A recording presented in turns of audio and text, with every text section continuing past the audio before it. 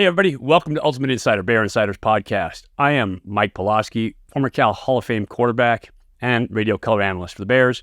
Today, we are talking about the Cal-Arizona State game. A win for the Bears, 24-21. So, always great to win. In the Pac-12, wins are hard to come by. And there were some good things during this game. On defense, I thought the defense did a fantastic job. They held Arizona State to just over 60 yards rushing the ball on the day. That is a fantastic day of defense, stopping the run. Now, Arizona State is not a fantastic rushing team, but they have Cam Scatterbo, who is a good running back. Their offensive line is a little banged up, and they are more focused on the pass for sure, with Kenny Dillingham as their head coach. He's an air raid guy. But to hold a team under 100 yards rushing gives you a really good chance of winning the game. They do try to run it. Their run game was ineffective in this game for sure, and so great job by the defense stopping the run in this game versus Arizona State. The pass game, for the most part, outside of 3 plays, was really good. They held, I think, Arizona State had 240 yards passing minus those 3 plays, but they ended up with 360 plus on the day passing because they gave up 3 explosive plays. So that has to change. I'll be talking with Coach Wilcox coming up here shortly, and we'll talk about it. It is guys being out of position, wrong assignments, missed reads. And they happen every single game, and you're always going for a game where you have none of those. And it never happens that you get no blown assignments in a game. However, you're trying to minimize as many as possible because the unforced errors, the mistakes that you make yourself, not them being better than you, but making a mistake in terms of technique or assignment, that can be mitigated. That can be stopped if you are present for every play, if you are focused on the moment, if you are doing the things that you've been coached to do and only try to play to the level of your coaching and the level that you performed at in practice. If you just do those things and clean up the mistakes, then this Cal Bears team has a chance of having 1 loss right now. And that would look a whole lot better. And it would keep teams like Arizona State that wouldn't have a chance in a game like this last week. So cleaning up mistakes will be a huge key, will be a huge discussion for this week, as it is every week, because here you are at the midpoint of the season.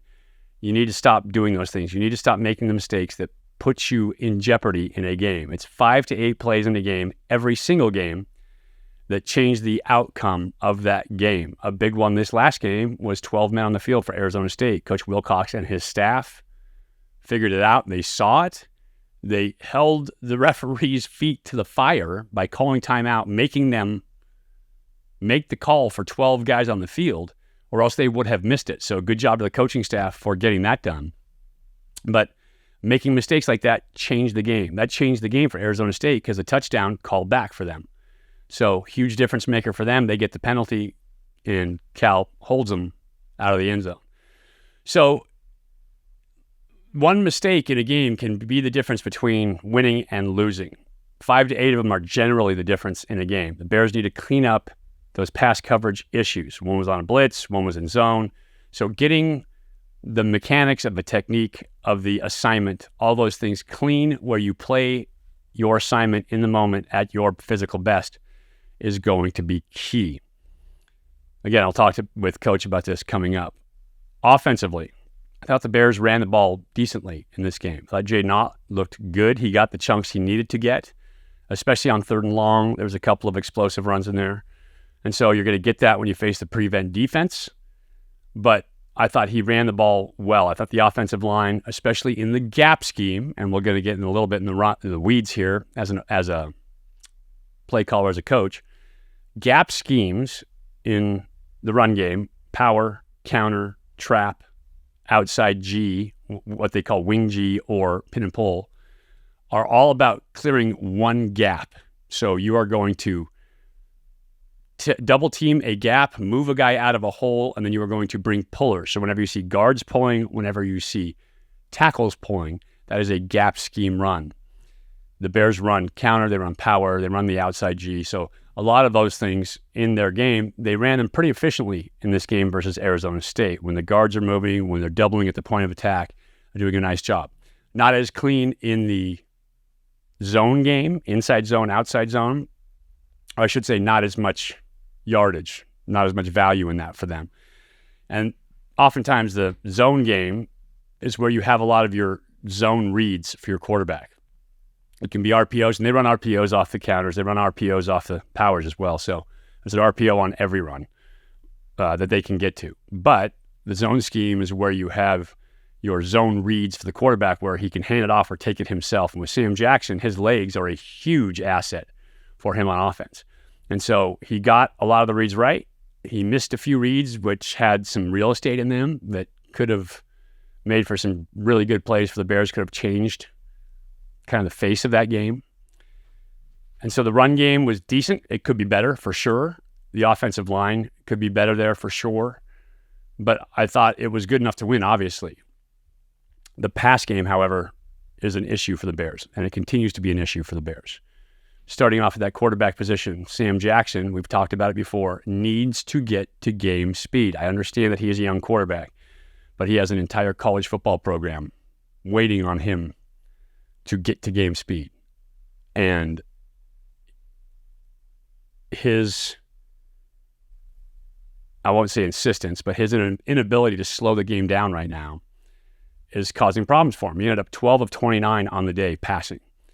And a huge part of that is because he was going through his reads too quickly. He was what I call freelancing in his drops, and I'll talk to Coach Wilcox about this coming up, but not using the right steps for the right routes. There, as a quarterback, your timing in the backfield, in your play action fake, in your drops, and everything that you do is designed to match the depth and the breaks of receivers downfield. And in the air raid, you have progression stuff where it's designed to match not just the first guy, but then throughout the progression. If you're running 95 Y cross or some kind of cross or over, your first read is to the go route on the sideline or the post route, depending on what they put him on. And then you go to the over, and then you come back to the backside, either dig or a PC or something else back there that times out with your second hitch, finally to the swing. And those are all timed out and predicated on the type of drop that you take. And it's the same across the board for every single read. As a quarterback, if you cut that drop short, or if you don't take the assigned drop for that play, then you are going to feel like it's not happening. The read is not there. I can't see it. It's not clean. And the reason for that is it's not supposed to be clean at that point. You are supposed to take 2 or 3 steps or 4 or 5 steps, whatever it is, in addition to whatever play action fake you have or RPO fake that you have. And so if you set your drops and your quarterback footwork in the backfield up to match with the routes downfield, all of a sudden, magically, things come open. Things look cleaner because that's the way it's designed to look. Depth of the route, a 3-step drop with no hitch in the backfield is a 12-yard to 14-yard route downfield for the receivers. A 3 with a hitch can be 12 to 16, can be 16, 14 to 16 in that range. A 5-step drop behind it, or play action plus 3, a deep 3, could be an 18 to 20-yard route. And so it all depends on what they're doing downfield, but this has been worked out over years and years and years and years of coaches pairing routes with drops. Sam is freelancing. He is running his drops quicker than he can match the routes downfield. As a result, it feels like things aren't open. So he's going through his reads way too quickly. And when he goes through his reads way too quickly, then nothing seems open and he takes off running. He needs to, that's when we talk about the quarterback slowing the game down. That's what he needs to do. He needs to slow it down. I've talked about it on this podcast before. When I was a redshirt freshman, I had just gotten out of the hospital, and Terry Shea, quarterback coach at the time, offensive coordinator, brought me up in the press box to watch the game from the press box from the coach's perspective. And that completely changed the way I viewed the game. It put me in that frame of mind that, oh, things are happening exactly like it looks on game film. It was live action. I'm seeing them move like that, but it slowed down the game for me. As a result, I was able to then understand the pairing of drops and timing and routes and all the different concepts you're trying to create when you're creating leverage in one spot is predicated upon the timing of your drop. And so Sam Jackson needs to get his drop timing right. He also needs to stand in the pocket when it's there. because there are times when there's a dish there for him and he takes off because he's too quick. So those kind of both play against each other or play with each other. If he gets his drop timing and mechanics right, he will likely stay in the pocket more often because he will be throwing balls on time more often, which means he will have more completions. Secondly, he's got to get his mechanics, his throwing mechanics right. He is trying to use this technique called a foot pop. If you ever watch Aaron Rodgers throw now, not when he was at Cal, but now, you will see him step to that front foot and pop his shoulder back, his front side back. That came about because he didn't like getting hit. Aaron Rodgers can do that because he is the greatest thrower of a football of all times. I coach quarterbacks privately, talk to them all the time, and every time I see them trying that hokey mechanic, I'm yelling at them, knock off the Instagram bullshit. Because that's exactly what it is. For a quarterback to try to add movement to a throw, which is already one of the toughest things in sport, all of sport to do, throw a football under pressure in the pocket as a quarterback. But adding extra movement and extra timing elements to it that you have to get exactly right to hit a moving receiver downfield while you have guys rushing in your lap is ridiculous. You're adding difficulty to something that doesn't need any more difficulty. What quarterbacks need to do is create a proper mechanical cascade. So rear foot in the ground, all your cleats in the ground. You drive from the rear glute, transfers weight to that front foot strikes the ground, creates ground reaction force. At that point, now your hips engage. Once your hips engage, your shoulders engage, and finally your throwing arm engages. But you need to have both feet and a very strong front side. For me, as a righty, it would be my left foot. Sam Jackson, same thing, left foot. It needs to be solid in the ground so I have a stable base and my targeting platform, my head, my eyes are my targeting platform, can stay locked in and level on the throw. If I now add a hop to it, my head is moving, my shoulders are moving, my rotation is different. I've created more rotational accuracy issues because now I'm not just worrying about throwing linear and release point high or low, but I'm also worrying about when in my rotation and now reverse rotation to let go of that ball too, and it gets incredibly complicated. So while this feels cool and everybody on Instagram thinks it's cool, and all these young quarterback coaches who haven't really played and who don't really know it are coaching this stuff and have never had to do it under pressure because they think it's cool because it looks cool, they're doing a disservice to young quarterbacks. And it's a horrible deal. And so Sam Jackson is kind of caught up. And you see, it's not just Sam. There's quarterbacks everywhere trying to do this because they're trying to emulate Aaron Rodgers. But Aaron Rodgers is not mortal when it comes to throwing the football. Patrick Mahomes is not mortal when it comes to throwing a football. If you want to emulate somebody, emulate Tom Brady. He's the greatest of all time. He never used the foot pop as part of his natural everyday throwing mechanic. Every quarterback does it when you do have pressure in front of you. It has to happen. You protect yourself. But when you don't have that pressure in front of you, you don't need to do it.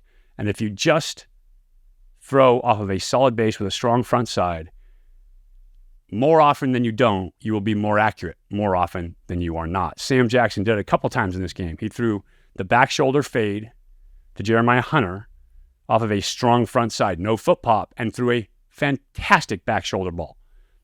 Perfect. He almost missed Jeremiah Hunter on one earlier because he was trying to foot pop and spin and actually backpedaling out as well when he didn't need to in the pocket. And so almost drifted that ball out of bounds. Jeremiah Hunter picked him up and made a great catch on it. But when he is on balance, on platform, and stable, Sam Jackson is accurate.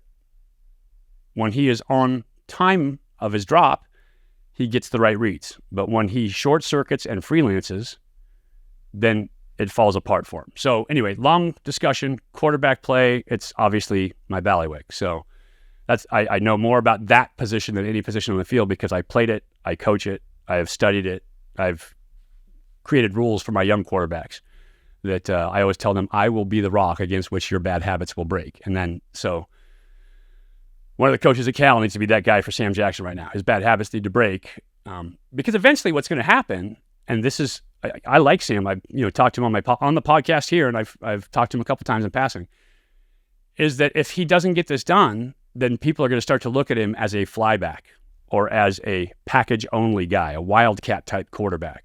They're going to talk to him about playing wide receiver. And he doesn't want that. Obviously, he wants to play quarterback. So if he wants to play quarterback, then he should do it as efficiently as possible. And to do that, he needs to change his mechanics. Fix his mechanics and go down to the very basics of throwing a football cleanly without adding any motion. Okay, soapbox, gone. It's over. They can help him on the offensive line. Big guys. There's a lot of RPO stuff, and so it's going to look like there's bad protection at times when it's really an RPO. Erasing that, planned passes, offensive line can do a better job of working their technique as well. A lot of dudes going quicker than they need to in this game, trying to go above and beyond the coaching and above and beyond their reps in practice.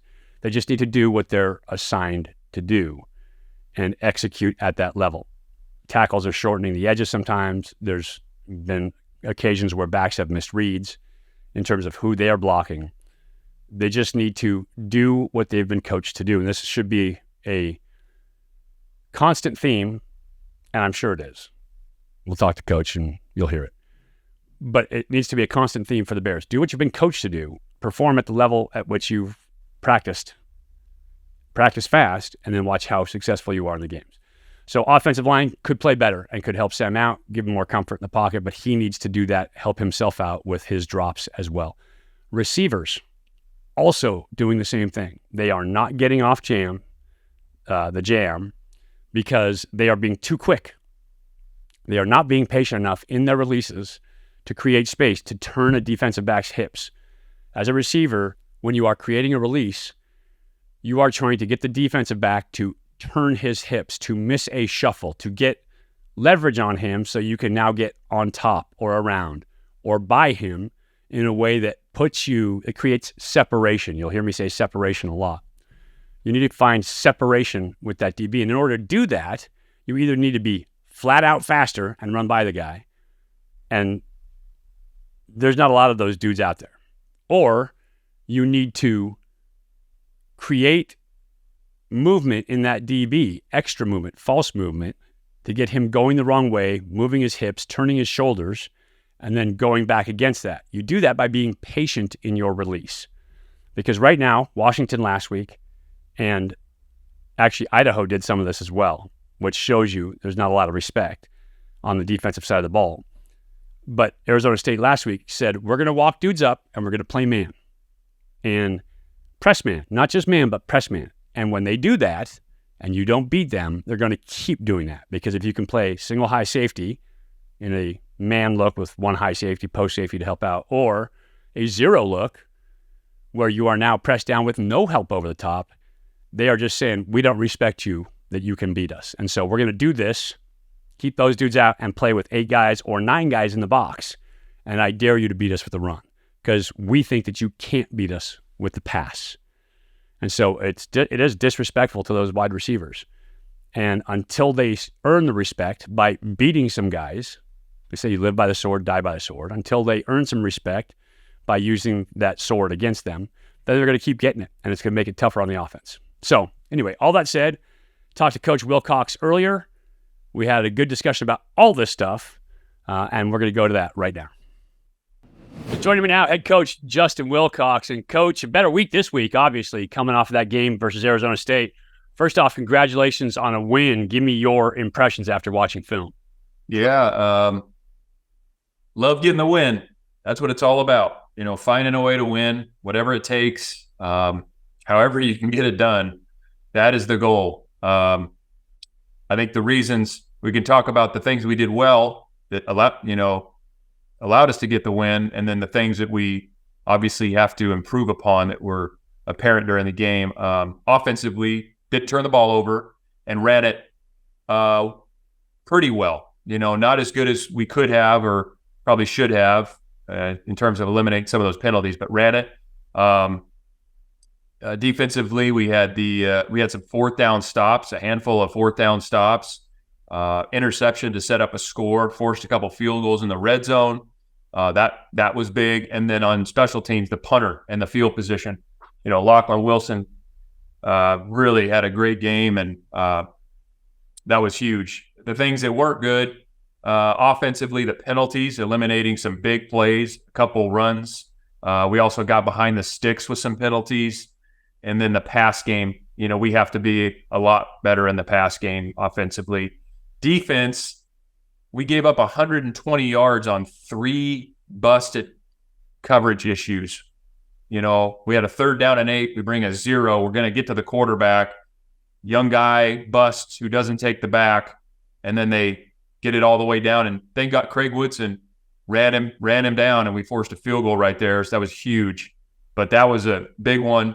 We had a cloud call in the first play of the last drive they had, and we didn't play it. And they have a explosive pass. And then the third one was just a simple quarters coverage that we run all the time that we had an issue on, and another explosive pass. So 3 pass plays, 120 yards. And so I think what's probably frustrating is those are things that we can do. Those are controllable, and we have to do them. Everybody's got to do their job, Same thing on the kickoff. Like the guy aborts the return.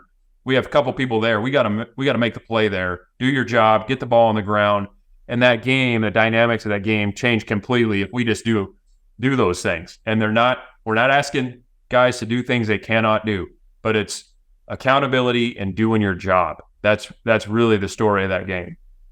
And that's actually kind of what I was thinking about in terms of focus today is not doing your job perfectly creates a cascade, right? You don't do something and then you miss a play or you get a penalty. Let's talk about on offense. We say it all the time, 5 to 8 plays in a game. You get a penalty on offense, sets you back behind the chains. Now you don't get the first down and you're out of field goal range, or you're in a bad position where now you have to turn the ball back over to the other team. Not only do you not get points, but you put yourself in a bad position to not even get a field goal or turn the ball back over. Or go forward on 4th down, right. Whatever. Yeah. Exactly. And so one simple mistake, a hold, it can be bad footwork by your quarterback. It can be a missed read by a back on a block. It can be a tackle being beat off the edge, anything that you knew how to do it, but because you either panicked in the moment or you misstepped, you did something where you didn't stay dialed into your technique, it creates a whole cascade of plays that now puts you behind the ball. And we're in a win here, so I didn't want to go down this road immediately. But like we're on topic. Talk about you guys are literally like 4 of those plays away from having 1 loss this year. That's how close you are. And talk about how that affects the entire team, because it's not just the one play. Right now, it cascades out for another loss going into other games. Yeah, I think it's. It's really the mantra, the simple mantra that we've all heard for so long, that if you walk in the New England Patriots facility, it's the one sign that's up. It's DYJ, do your job. That's it. If we bring energy and focus and do your job, okay, we have a chance to play real good football. And then, at the end of the game, if your best football is good enough to win, great. If it's not, then you shake the other team's hand. They beat you. But what we can't do is make these easy things harder. And then it does. It has the collateral effect of these things is significant. And so you can watch the game, and whether it's the bust on defense, how that changes. How about the kick? So we scored a touchdown. We kick the ball off. They return it to the plus 48, 3 plays and score. That sequence, if we cover that kickoff and then we get a 3 and out, like you talk about changing the whole the dynamics of that game. And so I just think there's so many of those. And the frustration from our part comes, we know that the guys physically can do this. It's about the mental stamina, the mental intensity, the trust in their technique, the trust in the defense or the offense or the special teams to do the job over and over and over. And that takes stamina, mental stamina. And we're obviously not there yet. And so explaining that, showing that, and just beating it into them, that's the way, because ultimately they have to take accountability. If they know what to do and how to do it, then it's their job to get it done. If they don't know what to do or how to do the job, that's on us. But they got to individually be in charge of managing their energy and focus, so they go in there and execute the call as it's to be executed. And if the other guy makes a great play, hey, so be it. We'll move on to the next play. But we'll make them do that as opposed to busting for 120 yards on 3 pass plays. Yeah, I laugh because as a coach myself, like I see this all the time. I'm with younger athletes here. But I see it all the time when you coach them to do what they're supposed to do. You feel like you've taught them what to do. They've repped it out in practice. And so you've seen them do exactly what they're supposed to do. And then the game time comes and all of a sudden a little bit of panic sets in, and maybe a left tackle, instead of kick sliding to the outside, he opens the gate, right, and gives a short edge. Or maybe a linebacker supposed to be in coverage on a back and he loses his thought process and now he wants to be involved in the play at the line of scrimmage, right? Maybe a wide receiver, instead of being patient to get off the ball and setting up a move, he tries to go too quick and now he creates an angle where the DB's in perfect coverage position. That's like, and it's just the littlest thing, and you try to coach kids all the time. And so I laugh and smile as a coach myself. I feel your frustration. Yeah. I mean, it's the good news is there's good and bad news. The good news is they're simple in concept, but for different guys, for different reasons, for whatever reason, they're hard to do. And a lot of times it's managing that performance and anxiety of the game, whether it's the zero blitz and, I got the back, he's right in front of me. I can do that, but for some reason it's a lot, and things move fast, and they got, there's tempo and you want to do well. Maybe it's the backside tackle on a cutoff, and we don't ever cut, and we cut because maybe we had a bad step, or we're a little anxious about the play, and then there's a 50-yard run called back. And then you got to show them. I mean, we watched I think almost 30 clips as a team. The things that are, when we just do our job and we do it to the best of our ability, you probably noticed this. Your best games have probably felt easy. Like you're doing your job, you're doing it to the best of your ability, and it doesn't have to be, you don't have to feel like Superman. You just got to do your job. And then if we don't do that, how that affects everybody else and how that affects the game. And, you kind of afterwards, you're like, oh, darn it. It's like, oh, my bad. My bad's not a good answer. My bad does not work. Listen, if you can't use it as a brain surgeon, you can't use it in a football game. Yeah. My bad does not work as a brain surgeon. It does not work as a quarterback or a tackle either. Yeah. You are in the moment, under the gun. You have to perform, period. It's funny you laugh because my best games ever, all I was focused on was that single play and executing what I had practiced all week long, period. And for a lot of it, as a quarterback, you throw routes over and over and over and over. Like I may have thrown 1,000 outs, right? In leading up to that one out. And all of a sudden, if you're not on top of it, your mechanics change when you've done it so many times because of the pressure of the game. And so it's unique. As a coach, I feel you. As a player, I feel you. I watch you guys coach it. And so I totally understand where it's coming from. Like, I feel you. And I'm glad that we could talk about it in a win because it makes absolutely. And it's our job it's individuals, it's like, okay, so for one guy is the issue anxiety, and maybe he's a little too amped up for the game and it's a lot for him. Maybe a young guy, that could be the case, or an inexperienced guy. If there's a veteran that makes that mistake, was he being lackadaisical? Was it bad footwork? Was it a technique issue? So we have to identify what is it for the individuals that are, making these mistakes, and then, set the standard and make sure that they understand it, and then hold them accountable to it. And they have to hold themselves and their teammates accountable to it. As you know, I mean, you played, and that when you went back to the huddle, if you didn't do what you're supposed to do, one of those tackles might say something to you. Yeah. I think there's a lot of that peer accountability that needs to happen too. And I do think in this era, especially with guys moving teams so much and trying to figure things out, it's a little different dynamic than it used to be. So we got to work on that as well. That is true, boy. What a mind that speak about a mindset question. Eventually, the inability to hold somebody accountable because you're worried about hurting feelings, A, in society, and B, about scaring somebody off because people can now transfer. It's a different world we're living in these days. Let's talk about some good. Caleb Elam-Zor, we keep talking about the linebacker who missed their assignment. That's the one. But outside of that play, he played a pretty good game overall. Yeah, actually, he wasn't the one on the long one, just to defend him there. He was involved in the pressure. It was an edge guy. Caleb had a mistake on a deep over route early in the game, but Caleb, if he learns from his mistakes, and he can develop the instincts at that position, the inside linebacker position, a lot like running back. To be a great player, you got to have physical tools, and then you got to have some instincts. And if he can develop those, he does have the physical tools. Not all of them, but he's got a lot of them. If he can kind of build on that, then he has a very high ceiling. He's been very productive. And I was talking earlier, that position in our defense has been really productive since we've been here. I mean, Pete Sermon deserves a ton of credit for that. I mean, every pairing has had a lot of tackles. And if you look at Kanashik and Weaver, and then Weaver and Dang, and then Dang, and I don't know who else was it with him. I mean, that position group has been really productive throughout the time here. And it's how it gets because it gets coached really well. And then we've had some good players in there. So he's and a huge part.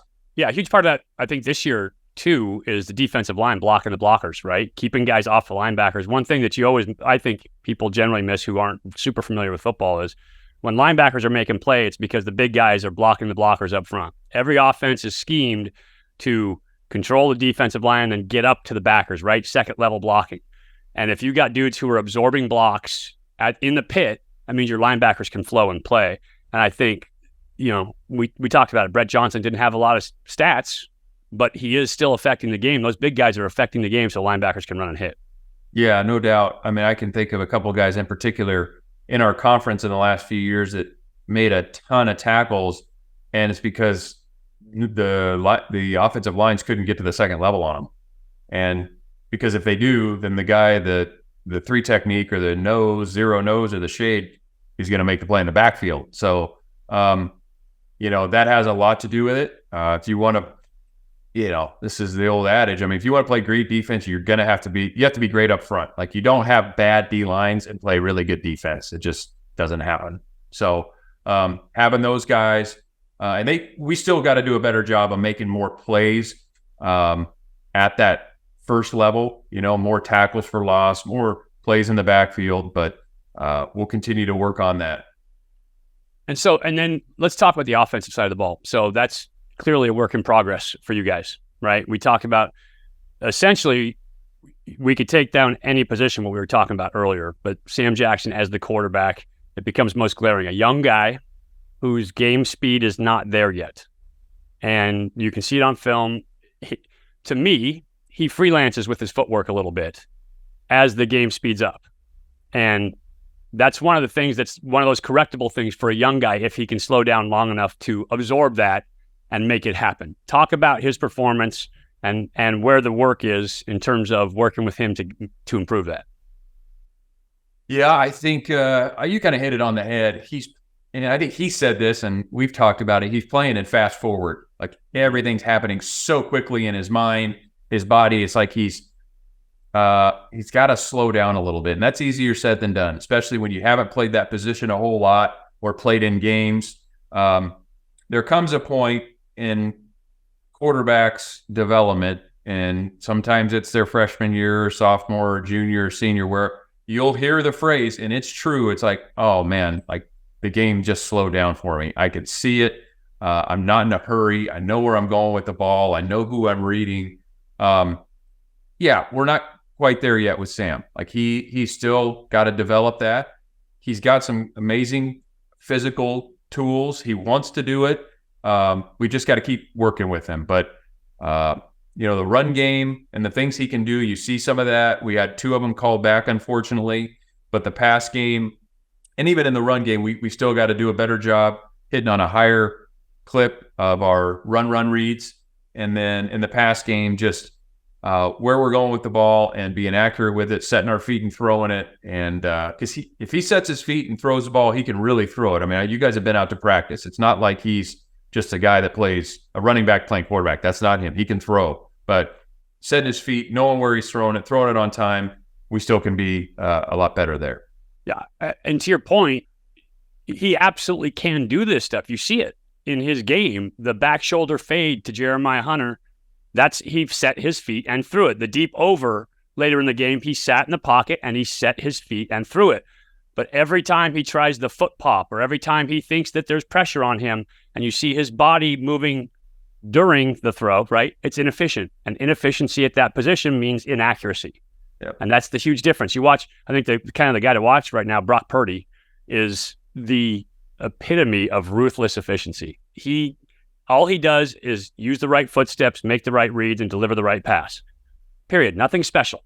He just does what he's coached to do, and he does it at such a high clip that the Niners offense flows. Yep. And as a quarterback, if you can just do that, you end up, the whole offense flows.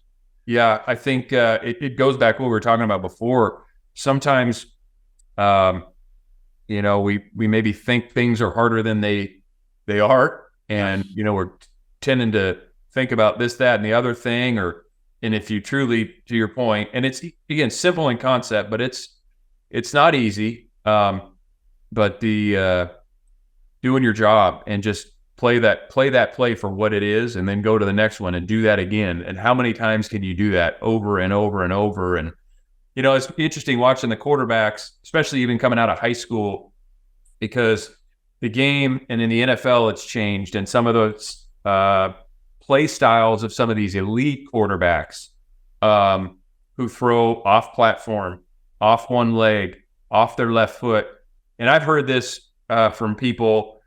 Sometimes that's a bit of an injustice to some of these younger guys, because they start thinking they can throw the ball like Pat Mahomes, or they can flick it like Aaron does. And there's just only a few of those guys out there. And I think learning how to play quarterback fundamentally, and play with your feet underneath you, and throwing the ball as it's been taught for a long time, and then graduating to some of these more creative platform throws and this, that, and the other.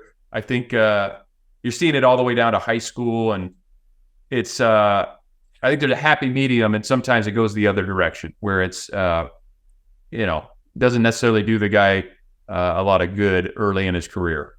Does him zero good. I coach young quarterbacks all the time. I know that it does him zero good. Yeah. I tell guys all the time, there are certain benchmarks at which point you can start freelancing. Once you become conference player of the year, you can freelance a little bit, right? And then once you sign your NFL contract, you can freelance a little bit more. And then once you get your all pro, then you can, you're going to know what works in your game and what you can change, what you don't. In all honesty, Aaron didn't do it when he was at Cal. That foot pop is a new thing. He did it because he didn't like having guys in his lap, which I get. He's played for a long time. Aaron Rodgers is the greatest thrower of the football of all times. Most dudes aren't. And can't. Yeah, that's why it's almost like some of these throws these guys make, it's like it's unbelievable, and they can do it, but nobody else can. There's only a handful. Yeah, the other one that drives me crazy is guys trying to throw their hip in front of the ball when they're throwing on the run, which is it's ridiculous. It's Caleb Williams can make that throw. He's one dude who can make that right now, right? Aaron Rodgers, Pat Mahomes. I mean, even Aaron doesn't make that throw. Pat Mahomes makes that throw. So it's insane. Anyway, we can go off on a tangent on that all day long. One more thing, because you're facing Oregon State this week, and press coverage has been a thing on offense. Receivers, we talked about being impatient, not getting their releases. If dudes can man you outside and play 8 in the box, they're going to do it. Yep. And it changes everything you do on offense. Yeah. I think I told you a couple weeks ago, there has to be a consequence for the defense to be playing overly aggressive, either single high or zero man. If they're doing that to you on offense, the answer is we got to beat them one-on-one and create explosive play or touchdown. You got to beat them for 60 or 70 yards. I mean, if they're going to pay, for lack of a better phrase, it's like it's disrespectful for them to just line up and play you in zero, thinking until you beat them. But you have to beat them. You got to win a one-on-one. You got to get open. We got to throw it and catch it, and then they won't do it so much. But until you do it, they're going to keep getting more and more aggressive. So that's on us as offense. If somebody's going to get that aggressive, you got to make them pay. I know because I've been on the other side. You want to be able to do that. Now, if they catch a slant or they run by you on a fade and it's like a 60-yard touchdown, next time you get in that situation, you might be thinking a little differently. Yeah, no doubt. And you can't just beat them on a back shoulder every now and then, which was a great throw, but you need to beat them consistently when they come up, right? You beat them on the go route and run for 6, Now it's a different animal. Now they think, ooh, that kind of hurt. I don't want to do that again. But if you catch a back shoulder throw, they're like, ooh, we were there for it. We're on it. We can keep playing this because we're almost in phase. Yeah, you gotta scare them out of it. Yeah, you really do. Whether you get you get a great release on a slant and run away from a guy, or you run by him in a go route.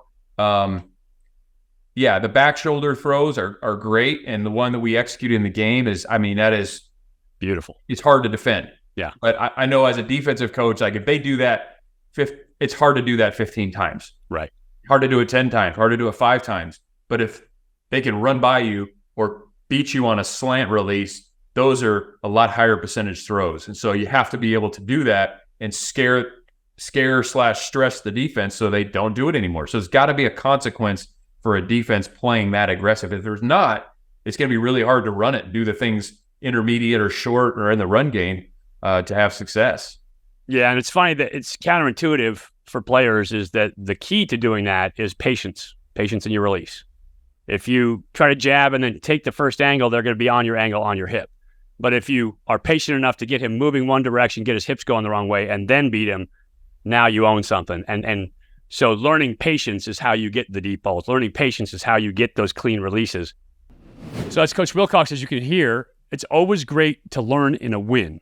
And big win versus Arizona State, 24-21. Super important for the Bears. This week coming up, Oregon State. Different animal. I will have a preview of that game for you coming up later this week. Oregon State's really good. They're physical. They're tough. They're fast. They have nice schemes, and they execute them at a high level. So we'll talk about them coming up this week. For now, I'm Mike Pawlawski. For Bear Insider, as always, go Bears.